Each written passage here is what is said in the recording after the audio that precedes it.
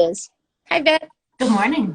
How are you? I'm great. How are you? Good. I'm doing well. I was just about to tell folks who are new to us, and I don't know if you are familiar with our series either, but this the Toolbox series that we've been doing for probably a couple months now, and every Tuesday we do a different topic, all in the parenting space. And it's amazing, law of attraction, what have you, but some of these topics actually, I learn about them in the sessions with folks, and then they end up actually coming and being live in my life. And it's like, oh, I actually learned X, Y, and Z. Just happened this Sunday, where I thought, I'll have to actually, I encouraged my husband to rewatch one of our Instagram lives so that he could actually get it straight from the horse's mouths of all the experts such as yourself. So they're actually proving fruitful. I tell people, if it's not for you, it's maybe for a family member or a friend or someone you know, but it just increases our awareness and our when you thing. So thank you for joining us about Montessori. Oh, you're very welcome. I'm really happy to be here. Yeah, it's a topic I've always been intrigued by and never done any research. So what I like to do in these is just to have you start by introducing yourself and kind of tell us how you found your path to the Montessori life. And then we'll go ahead and kick it off with some kind of top-down questions so that people kind of walk away having a really better idea of what Montessori is. Yeah, absolutely. So I found Montessori in a completely unexpected way. In 2003, when our oldest son was ready for preschool, we were looking sort of around in our area, and we were looking for something that really worked for him. He's great. He's got lots of movement, wants and needs still now as a young man. He's curious about everything and asks a million questions. And so we were really looking for a school that sort of fit for him. And we just sort of stumbled across Montessori, not really knowing anything about it, but went for a tour at a school and liked what we saw and enrolled him. And from there, it just completely took off in our house. We were blown away with what he was doing in the classroom. We felt so deeply that what he was doing in the classroom were what we were already doing at home. And I just sort of started to research and learn about it and advocate it from a parent's perspective. Mm-hmm. And then this is just the person that I am. I just didn't feel that that was enough for me personally. So I went and got my 3 to 6-year-old Montessori teacher training. Never really expecting to be in the classroom, just wanting to know more and wanting to advocate more from a trained level. And then that just wasn't enough for me. So then I went and got my infant zero, which is birth to 3 training. Because each part of Montessori is the same at its foundation, but very different in its implementation. And so it was just fascinating to learn about and advocate for at that age group. And then I started teaching in a 3 to 6 class, I believe in 2014. And that's kind of where it's gone from there. When our second son was born, he was born very prematurely. And we were looking again for something that really would support his very specific needs at home. And again, Montessori fit the bill. It was all of these things that you sort of hear about on social media, these prepared environments, gentle parenting, moving at a child's pace, embracing learning differences. That was what we were looking for. And of course, Montessori was sitting right in front of us the whole time. And we went from there. And so I've been teaching since 2014.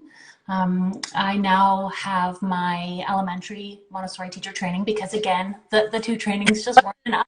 I kind of get you kind of a little bit of an overachiever, but I love it. I love it. When you love it and want to know more, you love it and want to know more. And so for the last few years, I've been teaching in an elementary classroom. First a 6-year-old to 9-year-old classroom, and then a 9-year-old to 12-year-old classroom. And then within this time, I have helped schools and families that are looking for Montessori and just completely overwhelmed by what Montessori on social media is, find something that works for them.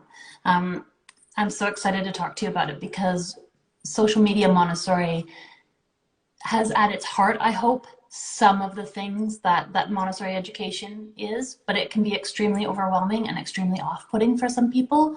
And so that's what my clients come looking to me for is, I see this on Instagram and I have no idea how to work this for my kid because they don't sit still, they don't put things back. And that's what I know about Montessori. So that's kind of it in a nutshell. Okay, well, great. So I'm a parent. And so I approach these things as kind of the knowledge base. I don't do a ton of research before these things. And so I said, I have been interested in Montessori. It's always appealed to me. I joined a Facebook group about Montessori.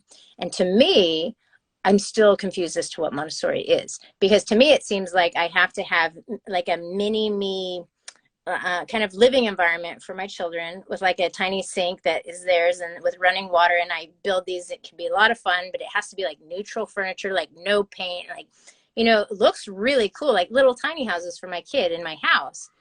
And that's like, okay. But I know that there's so much more. So can you just tell us in general, what is a Montessori education? Yeah, absolutely. So it is designed from Maria Montessori, which we all sort of know, but don't know a lot about. She was one of the first female doctors in Italy. She wanted to find an education that worked for every child because at that point there were many children living in asylums, living in workhouses. And so she designed an education that was very hands-on. She designed an education that really looked at every child, and instead of saying that in grade 1, each child in this classroom will learn and go through the exact same amount of stuff in this academic year, she says a child's brain develops within the same space for 3 years. And so she decided, instead of saying every child will get through the same amount of curriculum within a 10-month period, we're going to say that every child is going to work with a variety of materials that the teacher has provided for them, and they're going to stay in the classroom for 3 years. And that means that a child that is very young, that needs more of a challenge, can have a challenge. And that means that a child that's a little bit older, that is just not blooming at the same rate as all the other children, is going to be able to stay with their peer group and continue to learn with their hands. And that's really, in a nutshell, what Montessori is all about: hands-on materials and following a child where they are developmentally. Okay, great. In college, I actually worked in a preschool that was, it wasn't advertised as Montessori, but it was Montessori because it was really child-led learning and hands-on. And I mean, they were letting them like nail nails. Yes. And what was surprising to me was like, whoa, you give a kid a nail, and they rise to the occasion. And it was like a magic space. Because they were taught to use their words. And so I don't know, it was being nursery school at Stanford University. I don't know if it was Montessori, but it was amazing. And it was very much Montessori practices in it. And I think that's the biggest misconception online, is what is Montessori and what is not. And so as an example, Maria Montessori designed classrooms. Her materials and her idea of her education system was for schools, not for homes. And that's fantastic because it really works for schools. And so, sort of as an example, at a Montessori school, you would see hands-on materials, things that Montessori made herself. And then we go, well, do we need those for homes to be a Montessori home? Well, not necessarily, if you're thinking about what are the philosophies surrounding the Montessori education. Respectful parenting, respect for the child and what they want to do.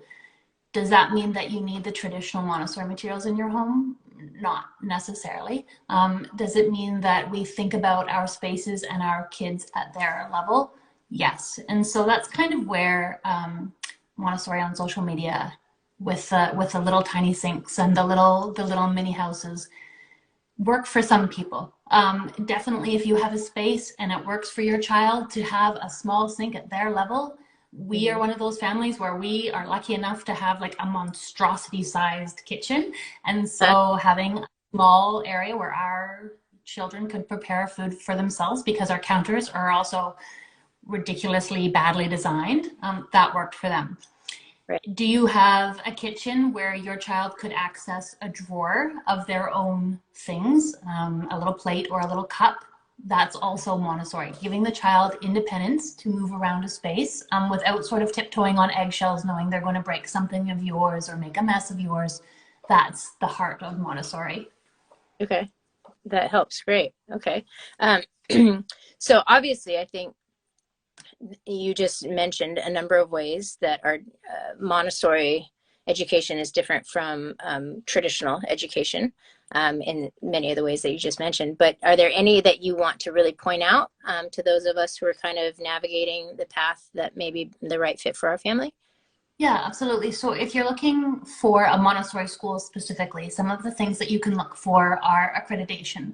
So Montessori has some accrediting organizations within the world. So there's AMI, which does it globally, and AMS. And those basically what they just stand for is they go in and they look at a school and they need to have certain criteria to fit as an accredited school. Now, there's two things.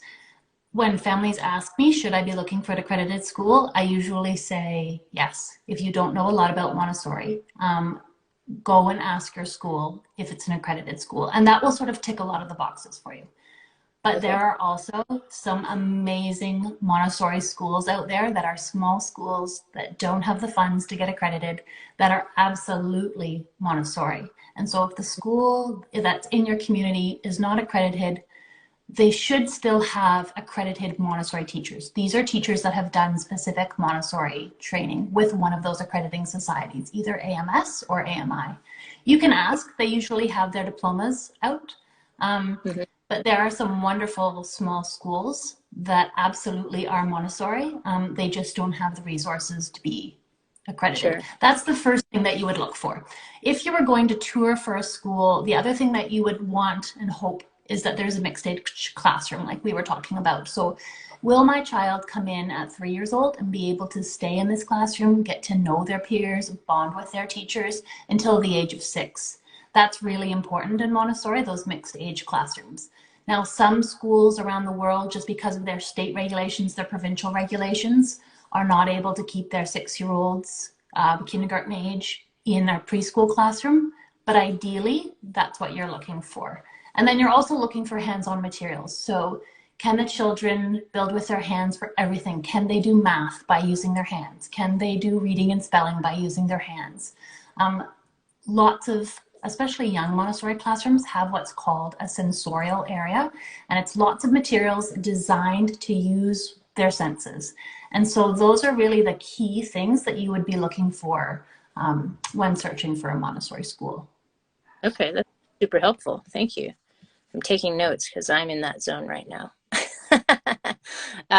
Okay, so let's see, core components of the Montessori education. I think you kind of nailed some of them, but so we have some of what sets it apart: accreditation, Montessori teachers if they are lacking that, which really comes probably down to funding. But the sensorial areas, are there any other kind of core components other than using your hands?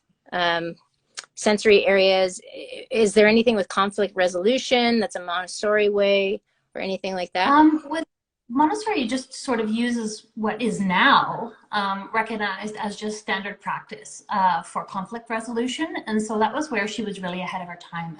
There's a big component, we call it peace education. That's just a fancy Montessori word for peaceful conflict resolution, allowing the child to feel their feelings, allowing the child to communicate, really actively listening to a child, depending on their age and stage of development, working out a solution with them or encouraging them at an older level to find a solution themselves. That's kind of standard practice around the world now, but you would definitely want to see that. Most schools will allow for an observation. And I would definitely encourage not only the tour of the school where you get to see all the pretty little spaces, book in a time where you are able to sit quietly in a corner of a classroom and see the goings on in the classroom. There are lots of schools that are beautiful and have wonderful things and say that they're Montessori. And then when you sort of see their day-to-day interaction with the children, you're going to know right away your own specific child's feelings and how they would do in that space. So I would always take away that you are your child's biggest advocate. You're going to know your child best if you go and observe you're going to get a good idea, especially if an observation lasts for 30 minutes or an hour, how your child's going to do in that space. If it doesn't look like your child is going to thrive in that space, regardless of if it's Montessori or not, that's not a place for your child to go. Sure. Okay. That's great. We do have a number of questions, but if anyone live, there are quite a few people have joined. If anyone live has any questions, please feel free to chime in and we'll certainly try to address them. Okay. So we've talked about a lot, and we've talked about you getting your qualifications from 0 to 12. Is that the age range of the Montessori program? No, actually, You, Beth. I know. I now have my sights set on the high school training, although that's not going to happen for a little while. Montessori breaks down their planes of development into 4. And these are just really a fancy Montessori word for saying this is where the child is at and all of the things that they're doing within this time frame. And so those planes of development actually go right until the brain stops developing, and what the clinical world calls the brain is mature. It actually goes right to 25. Now, most Montessori schools don't overlap into university because post-secondary education around the world usually starts before the age of 25. But I'm very lucky to work at a school that goes from the 3 to 6 aged classroom right up until high school graduation. And there are a few of those around the world. But not many. So not many. And so one of the questions that I had seen people ask was, how do children transition out of Montessori? Because I'm extremely privileged, and I recognize that, to live in an area where I can send my child right through high school if I would like. It really depends on your child. And it really, I feel personally that it depends on when they exit Montessori, where they're at. So if you have a child that really loves to move and is very independent and has spent their years in an environment that they are sort of in control of, and then they go to a different kind of education where they're now asked to sit, asked to do this at a certain time of day, that may not be a good transition regardless of what kind of school they're going to. It ultimately depends on the child. Usually, like statistically for Montessori children, when they transition out of Montessori school, they have a great academic outcome because their whole time in school has been about their love of learning and how they foster their own unique interests. So statistically, academically, they typically do very well when they go anywhere else. Socially, they usually do very well, but it's that independence factor. It's more that, I don't want to say mental health, but mental health factor is that how can we ensure that they are going to blossom in this different system if it is truly very different than where they're going. But I would honestly say that that would be true of any child that left any one kind of way of doing things and went to somewhere that was completely different. They were going to have an adjustment period for sure. Mm-hmm. So you mentioned that there are a few around the world that go through high school. Where are the locations in the United States that go through high school? There are a few. I believe that there is one. Hershey School does a farming program for high school. If anybody that was interested wanted to seek out the entire list of accredited schools, they could go on the American Montessori Society. That's that AMS acronym, American Montessori Society website, and they could easily get a list of schools. I believe that there's also a few in California, but it would have to be that you would go and look because there are a few. So it sounds like everyone would really be in for a transition. So that was really kind of that's something that people have to consider because there are so few. But is it the most common? Because it sounds like you have different qualifications for different age ranges. Is it most common to see it at the preschool level through to what's typical cutoff that is, I guess, the masses in terms of Montessori schools out there? Yeah, so it's very common to have a 3-year-old to 6-year-old preschool / kindergarten program. Those are abundant. Sure. You could basically just search up Montessori in your town and lots would come up. There are more schools that go from that preschool level, that 3-year-old to 6-year-old classroom, to the 6 to 9-year-old classroom. That's about grade 3 or 4. After that, after grade 4, lots of children start entering into either a middle school or a senior school situation in the public school system.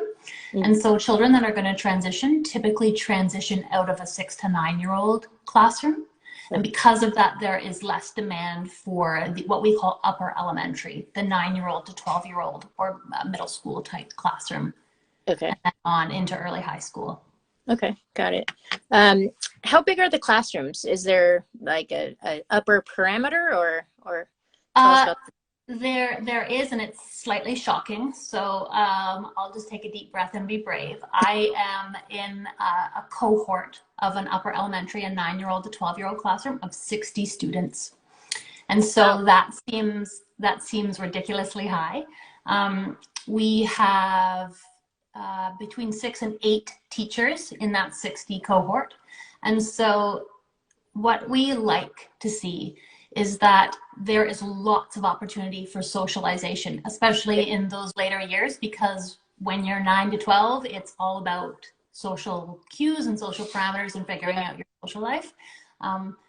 That still provides, because there's such a high teacher ratio in the classroom, lots of one-on-one and small group interactions with your lessons. And so although there's 60 in our classrooms, when we're going to give a lesson on multiplication, on math for the day, we will pull 4 or even 2 or sometimes 1 if I have one child that's ready for that particular math lesson. And so the classrooms are large to facilitate a sense of community and a sense of social interaction. They get quite small when you're doing one-on-one work with a child. If you're in a preschool classroom, it really varies depending on your licensing. So here, we're in British Columbia, which is on the west coast of Canada. It's a couple of hours north of Seattle. And our preschool licensing states that we must be 1 teacher for 8 students.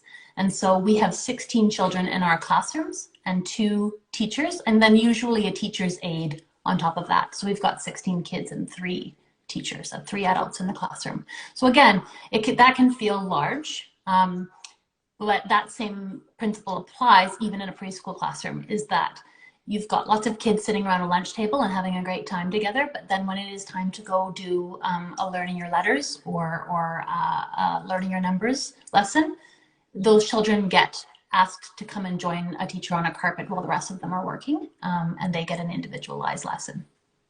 Gotcha. Just quick question, it popped in my mind. Does Montessori teach cursive writing? Yes, we do. I will try not to get too nerdy about my Montessori leanings here. Despite what is sort of well known, cursive writing is actually easier to teach a child than printing, because your letters all start in one way and your hand all moves one way across the page. When you're writing, printing, you start in different places depending on where the letter starts. But when you're in cursive, it all starts on that same middle line and you're pushing your finger across the same way. So many Montessori schools do it. It's usually a requirement of their accreditation. And many Montessori schools don't, because cursive writing is one of those sort of antiquated things. People feel a lot of the time that printing is better. I recommend for students, if they are learning to read, if they are a very young child that is learning to read, they are going to see print everywhere. And so if they are really eager to write, sometimes for children, starting with print can be better, because they can see those letters out in the world and then they can put those same letters on their page. If they are in any way mostly proficient at reading, we get them on cursive right away. And the transition, because they've already had so much practice in Montessori with moving and strengthening their hand, that it becomes very quick and easy to do. Yeah, and so they can read their cards from their grandmas. Yes, exactly. My kids are like, I go, seriously, guys, come on. Mm-hmm. Yeah, it can sometimes be felt with a little bit of pushback, but when they transition over and they can find that it's really cool to do it and that they can read They have other. because they actually stop and pick up their pen and Yeah. mind, have fun doing it. They're like, oh, this just keeps going. It's like, yeah, it's fun, huh? Yeah. But Yeah. yeah, there's a lot of stuff that's changing. Let's There's see. a Okay, lot of so stuff. let's talk about our little ones, because most of the folks, I'm just going to take the leap, are kind of thinking about the preschool track at this point. But, and so they can do their research. They can find with some of the tips you provided. Now, with a lot of kids still at home and not yet in schools, if parent wants to go the Montessori way, how can they engage play with their child in a Montessori way at home that you would be able to help us with, as opposed to maybe what they're seeing on some of the Instagram, social media, various groups? Yeah, absolutely. So you do not have to have, Montessori is twofold. Montessori is definitely about the stuff, but it is absolutely not about the stuff. So Montessori in the classroom is about the stuff. It's supposed to have Montessori materials. Montessori at home, you do not need the educational materials in your home. It is more about philosophy. Can your child easily access the things that they want? So instead of a big toy box, an easy to hold basket. So for a toddler, I had to pull one of our toddler baskets out. A basket with handles is really easy to put in some dolls, some cars, some blocks, anything that they want to play with. You don't need to go and get special Montessori materials. What they have at home, just separating them into baskets in an easy to access space. It doesn't have to be Montessori shelving. They can be on the floor. For an older child, they don't need handles. They can just put them in any basket. You can find them at the dollar store or whatever you may already have at home. Simply paring down their space so that they can find their favorite things is the easiest way to start with Montessori at home. And then once you've got them doing that, really slowly adding in more ways to be independent. Does that mean that their favorite coat, their favorite jacket or hoodie is hung in a space that they can reach it off, even if they're 2 or 3? A low hook, that's a huge way to involve independence. I just quickly drew it out here before we start, but your toddler or preschooler can easily set the table if you give them a diagram. And so I just put this on easy printer paper. I traced around some small toddler cups that we have. You've shown them where the fork and knife and spoon go. They can place that on the table when you're getting things ready for dinner. It's looking at, what do we do in our day already? How can I make that easier for them? If they really struggle at transitions, and I have 2 boys that continue to struggle at transitions despite their age, is it a visual timer that they can see? Is it me telling them 10 minutes before we have to go? We have 10 minutes, instead of me saying it's time to go right now. Just little tricks. And that's really individualized because each family has their own dynamics. So does it mean that my child has a ton of energy in the morning and that they are usually disruptive in the house?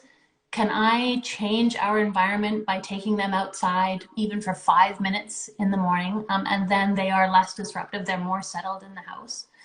Does my child love paints but can't access them on their own, or they make a huge mess? Could you take what you have and find an area that you could keep some of the paints or even just the brush and the water dish that they could get at to help them feel more empowered? That's really what it comes down to at home, is giving them independence. And especially if they're young and you're looking at them going to any school, giving them independence at home early is going to actually help them academically going forward. And that's always sort of a funny thing to say, but if they can get on their own jacket and their own shoes at home, they know where things go and can be put back. When they go to school, they're going to have so much more confidence about, I know where things are, I know how to ask for things, and I want to be able to know more about this, so I get to go ask. That's going to really help them transition into their school years. Okay. So some of the thoughts that popped into my mind are, you talk about paints, right? Accessibility and all that. And I've been in a Montessori-ish classroom in college, and everything was so inviting, right? Because it was all there. And if they felt like they wanted to pound nails, great. If they felt like, well, they wanted to play at the water table, great. It was all there. In the home, if you make paints accessible, and there's still kids in there learning, and they're like throwing paint or painting walls, what's the Montessori approach to curbing that enthusiasm to prevent the walls from being a new Picasso and everything else? Yeah, and that's one of the biggest misconceptions on social media as well, is you see these curated places with all of these things accessible to the child. And I would know that my youngest son would never have been able to have paint. Right. Like controlling so their impulse. What we did for him, because he loved paints, is we left a little tray with handles, and we put on a water dish that was not full, just a little glass container of water and a paintbrush. And when he wanted to paint, he would go get his tray and put it on the kitchen table, where I knew, like, okay, our kitchen table is not very nice. It's actually quite old. So, you know, if you get paint on it, I can easily wipe it off. All you have to do is go get this. I will get the paints down from a high shelf. Once you've shown me that you can do this enough times, whatever I feel comfortable with, I'm going to put a small amount of paints out. We used a watercolor palette that had a closed lid, so they could easily just dry and sit there. Now you can have that out. If you're showing me again and again that you're going to take those and use those in an irresponsible way, it only took me once to say, you know what? For whatever reason, you're not ready for this. I'm going to take those paints back, and you're going to have your paint tray. You can still paint. You just need to let me know that you want to paint, and I'll get the paints out. And then over time, doing that consistently enough, he learned to be careful with his paints, because being careful with his paints meant that he could have paints left out, and then he could use them whenever he wanted. And then that slowly transitioned to, I get to paint on paper whenever I want. And so probably what you saw with the nails and the hammer is that children on their first day are not going to be invited to do that. And that might even be put away on the first month or two of school. But as children build their independence and their ability to move carefully and safely, they get more freedom. So that's an interesting Montessori quote. We always say freedom within limits, which means you don't just get to do whatever you want. I'm going to prepare a space that's very specific to you. When you show me that you're able to move safely and happily in that space, I'm going to actually expand your freedom bubble. And now I'm going to put paints, or now I'm going to put nails and a hammer, or I'm going to put a glass cup instead of a plastic cup. Right. And slowly over time, children understand that if I'm careful and if I'm using it respectfully, then I'm going to actually get more and more freedom. And as an interesting little side note, that boosts their self-confidence of, I was able to do this, and now you're giving me something new to do that I can be responsible for. That's a really cool thing to see, especially with very young children. Yeah, no, absolutely. I mean, it makes them actually feel a sense of accomplishment, and I earned that. And that's, I mean, it's such a great lesson so early. Wow. So we have so many questions remaining. A couple of comments came through from Kim, who said that they started with painting water on a chalkboard or a Buddha board. I was thinking, like, in the summertime, a popular thing is to give them a bucket of water and a paintbrush, and they can paint the fence. Yeah. That's still one of our favorites, and our youngest is 10. Yeah. Right? I mean, super fun. Someone else asked if this was going to be saved. It is. This is a Instagram live that will be accessible. We'll go ahead and share it with Beth at Montessori Life, our Montessori Life, as well as ourselves. We also end up kind of dictating and then putting it together in a blog post, which can be found on Prince Lionheart's website. I'm so tempted. I would love to maybe do a second session with you, because we only got through half the questions. I think there's a lot of interest, as you can see from all the folks who've joined. Part of me is like, do we keep going, or do we do a second session? Because I don't want the people who've joined to miss it, but an hour is a long time for a lot of folks. I'm happy to do whatever you like. Let's stay on for a few more minutes, but I'm also happy. Montessori is over 100 years worth of education. It's a long time to unpack that. Yeah. We could easily do a second session. Great. Well, I think it's fascinating. I think it's something that maybe you guys during COVID, you know, all of us lost any outreach to schools, to even for our little ones. And our little ones, it's hard, you know, when you're working at home and everything else. Did you guys find that you were kind of looked to for some homeschooling type guidance to parents? Because Yeah, they're the perfect type, right? Getting the philosophy into the hearts and minds of parents at home while they have no other choice but to keep their kids at home. yeah, yeah. And it's especially, those are the times that I feel most deeply for parents. So there are often two categories. There's those that are parents that are time rich. They have lots of time in their day for whatever reason, to make activities, to take their kids out for nature walks, to go to wherever they would like to go, the beach or the park. And then there are those, and I am definitely one of them, that is a parent that is time poor, that I don't have a lot of extra time in my day to make activities, to prepare things.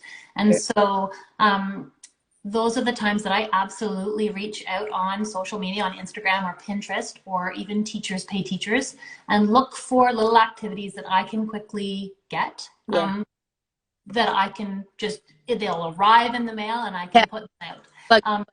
Those are great for kids. And I would also say, on the other hand, that most children don't need specific activities in order to fulfill their day.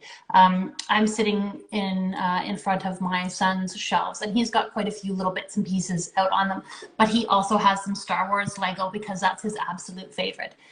Is that Montessori? Probably not. Does he love it? It's engaging. It helps him creatively think. He uses his hands. So then, is it Montessori? Well, yeah, it kind of is. And so I would just encourage each family, and especially through lockdowns and closures where you can't go to places, really to look at what's going to work for you. If it works for you to make activities at home, to look up different things, absolutely. Your child will probably love it. If it works for you to go and just buy activities or use what you have because you don't have the time or money to put out some things, that is also just fine. We've all kind of shouldered closures and the pandemic as best as we can, and it's been really hard, regardless of where you are or what your family situation is. Does screen time work for you because you need some one-on-one undivided attention time? Absolutely. Throw that into your day. Going out for later walks or later bedtimes, if that's going to keep you and your family safe and sane during the day, that's what works. And so that was kind of what I helped families through the pandemic, is that there are lots of homeschooling options. There are lots of, I mean, it's an endless amount of website information that you can look up to get an idea of, okay, my child's in grade 3, so they're probably going to need this. I need to look at a curriculum that they're going to follow. That's fantastic. It's also, I'm completely overwhelmed by the pandemic and my new now responsibilities. Whatever is going to get us through the day is what we're going to do. Yeah. No, I think we've all been on every part of that spectrum, I think. Right? Yeah. We even as a trained teacher, that's exactly what we were when we were doing mandatory closures here, and so schools were closed. But also, we live on an island in the Pacific. Our beaches were closed. We couldn't go anywhere. And so, was there more screen time? Absolutely. Was there also trying to be a family together? We would do some family games or some more time around the table. Yep, we did that too. But it really just comes down to whatever works for your family to kind of get you through. Yeah, no, it's true. I think we did one themed dinner for Tiger King. Yeah. We did that as a family. Yeah. But yeah, I've tried to, but we taught, it taught us all resiliency, right? And it's a great lesson for the kids to learn that, and hopefully as they're older, when they're being interviewed by their grandkids about what it was like to live through a pandemic, they can have some good memories. Yep, exactly. Yep, we all just sort of do what we can. And there's what I would love to see, and there's so much opportunity in sort of parenting communities online or in your own community or at your school for people to come together and be like, oh my gosh, like this was really hard for me too. I don't think I'm doing it right. I don't think I'm doing it well. But instead, unfortunately, sometimes there's just a lot of judgment, or I need these things to do it well. And that's just so disheartening, because there are many points in the day where none of us are doing it well. Right. So we could embrace that and support each other, then sort of look over the perfection of it. That's what I would love to see. Well, we at Prince Lionheart, it's a family business, and my family's been making baby products for 50 years next year. But our goal is to provide for life's grand improvisation, which is parenting, because we are all doing the best we can, and when we know better, we do better. And Yes. here we invent, design, and manufacture baby products, and some we do in their categories exceptionally well. But ultimately, kids need love, food, shelter, Yeah. and that's about it. Yeah, that's about it. That's about it. But as parents, the whole point of this toolbox is there are so many things that if you are time rich or time poor, there's so many resources out there now, which is a beautiful thing, but the time to go out and find all of that is difficult. So that's why, like, I've been intrigued by Montessori. Today's the first day I've actually learned about Montessori.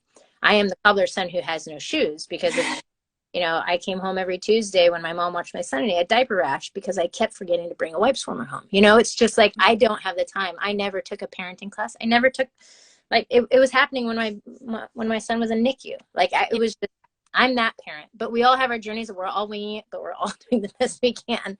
One question that I have about Montessori that we have not yet touched on is, we just did a session on ADHD, which was really interesting, and we're doing it next Tuesday for anyone who's interested in that topic, which seems to me to be on the rise post-pandemic. I don't know why yet. I don't even know if that's true, but it seems to be, along with anxiety and panic, stuff like that. But one thing, we're also talking about speech therapists and all of that. Is Montessori a place that there's an IEP through the public school system, which is an individualized education program?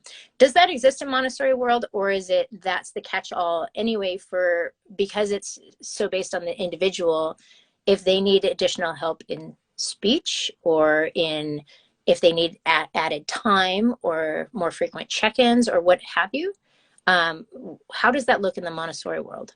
Yep, the answer is yes and yes. So legally, if a child has an IEP, and we have actually quite a few in my current classroom, we are still, as teachers, governmentally, legally required to follow that IEP. Okay.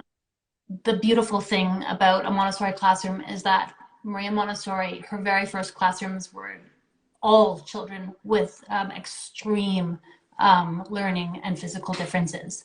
And so she based her entire pedagogy on how to support children to learn regardless of where they were at. And so I would personally say that a Montessori classroom works extremely well for a child with physical or learning differences, because they can move at their own pace. They can spread out on a floor instead of sitting at a desk. They can sit on a couch, curled up in a ball, to do their math, if that's what's most comfortable and desensitizing for them.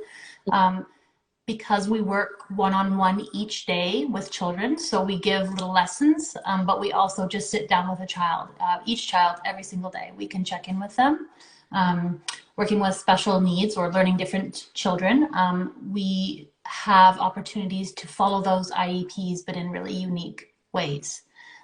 Saying all that, if you have a child that will struggle or learns in a very different way or has some extremely different needs, going to the school and really looking at the classrooms will give you a very good idea of if this classroom is going to fit for your child. Because even though Montessori, especially accredited Montessori, is very similar across the board, Montessori is not copyrighted. And so just because a school has the name Montessori on it does not mean that it is Montessori in practice. And just because it is Montessori in practice isn't accredited does not mean that it is the right place for your child. So I would say overall, yes, children with differences do very well in Montessori classrooms. Do you still need to go as a parent and advocate for your child and really look? Absolutely. Okay, so in terms of, how about two more questions just overall? In terms of cost for Montessori, is it like a private school tuition, or what does that look like for people? How achievable? Yeah, it certainly can be. So in the States, I know they have charter schools, and I know that they also have some excellent public Montessori schools. And so those are no cost. Typically, Montessori is a tuition-based school. Lots of schools have scholarships, or lots of schools have a sliding scale for tuition. But they are tuition schools. Now, some of them can get very expensive depending on where you are, and unfortunately that's no different than any other schooling system. There's a profit to be made, and that's where it is. Some of them are extremely affordable and operate more on a nonprofit basis, and your tuition is really just the day-to-day cost of school. I'm very fortunate that one of the schools that I work at is more in line with that, is that although there is a tuition and although it's a sliding scale for tuition, the tuition really reflects the cost of paying your teacher, putting the materials in the classroom, that kind of thing. So it's a wide gamut. Some of it is very high and some of it is free, and unfortunately there's just no set schedule like any private school or any school around the world. Sure. In terms of tuition. It's like Girl Scout cookies, what I come to find out. They're priced to region. Yeah, yes. That's exactly it. That's exactly it. I would love to see it all free. And I also know, working every day, that my time and labor and the cost of putting that stuff in the classroom is definitely not free. And even though we have a government in Canada that's fairly decent about funding schools, they are certainly not going to put up the cost of a well-stocked classroom. And so that's what the tuition reflects. And then it's just a scale from there upward, depending on what the school is looking at in terms of profit. Any school that you go and talk to should be fairly open about what their tuition is broken down into. If they're not, that may be a flag for your family. Okay, so for folks who have listened, and thank you everyone for staying on a little bit longer with us today. There's lots of amazing information. We could go on for many hours. Would you suggest that the best place for someone interested in exploring the Montessori path is to start at the AMS website? They could. I would actually suggest, if they're looking for a school, just type in Montessori and the place where you live. Okay. And that's going to come up with something or nothing. It might come up with a Montessori school 3 or 4 towns over. That's a good starting spot. If you're looking to implement Montessori at home, it really does come back to that practical life. We just call that's a fancy Montessori term for life skills. What can you put in your home that is going to allow your child to build life skills? That's an excellent starting point. And then seek out somebody online if you're really looking for more of an inspiration, if you're time poor and you just sort of need to see pictures. Even on Instagram, those of us that are trained usually have that in our profile, that we are a trained accredited teacher. I would suggest that people go there first, because I'm hoping, and this isn't always a guarantee, that you're going to see some authentic Montessori in those profile squares, and then just build it from there. As you've said, it's a thing that could go on forever. You can go into a deep dive in Montessori. I'm hoping that you kind of come up to the surface where it works for you and just leave all of the rest of it. Sure. Well, it's super intriguing. Thank you so much for your time. And I'll look through the rest of the questions that we didn't get to, and we'll reach out and set up maybe an additional session. Yes, I'd love that.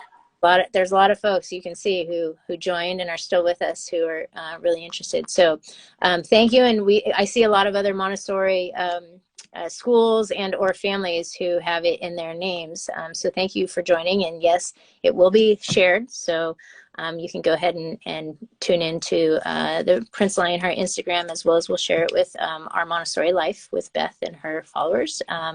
The blog post will be available on the Prince Lionheart website. We'll also share it with you. If you want to share it elsewhere, feel free. But thank you for your time. If anyone wants to tune in for the Toolbox series, it happens every Tuesday. Go ahead and follow us on Instagram with Prince Lionheart. And we try to bring topics that we as parents, just when we know better, we do better. So this is certainly one where I've got two little ones who are in the school zone, and it's really intriguing to me. Now I'm going to go home or downstairs and look to see if how I can make things more accessible. I've got a little monkey see, monkey do 18-month-old who's like, please set a good example, big sister, because your little brother is like monkey see, monkey do, and the two of them are already tag teaming me. Yeah, yeah. So we will definitely be paintbrush with no paint on the tray. But yeah, you guys can start there, because I've already, if you have any tips on how to remove ballpoint pen from a leather ottoman, please send them my way. It was a Montessori thing. It just happened. Stuff happens, but it's still there. Reminds me. Yeah. They may, if you find a solution that is safe for kids to use, they may love helping you clean it off. Yeah, well, there you go. Well, the other day I saw something about cucumber skin. And I'm like, really? That's cool. But yep, maybe. Well, thank you very much, Beth. Thank you for everyone who joined us. We had so much to learn. We learned a lot, and there's still more. So stay tuned for another session with Beth that we will bring to you on some Tuesday in the future. Yeah, thank you so much for having me. I had a great time. Excellent. Thanks so much. Nice meeting you, Beth. Take care. Yeah, bye-bye.